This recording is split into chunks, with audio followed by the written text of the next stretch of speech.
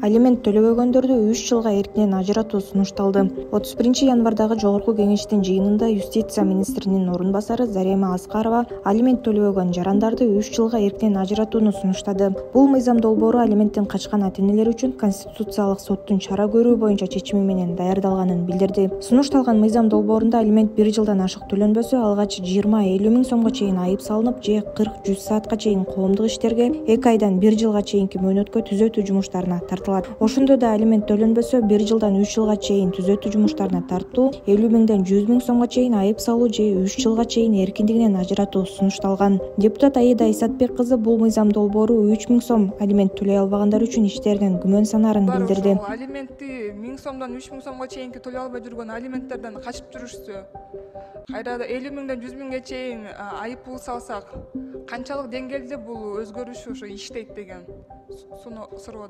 Эл өкүлү Дастан Бекешев алимент төлөбөгөндөрдү абакка кесүү аша чапкандык деп ордуна насыя алууга же айдоочулук күбө алуусуна тыюу салуу сыяктуу чара колдонууну сунуштады. Мыйзам долбоору биринчи окууда кабыл алынды. Кийинки окууда депутаттардын сунушу эске алынып, өзгөртүү киргизилери айтылды. Бул мыйзам долбоорунан сиздин көз карашыңыз кандай?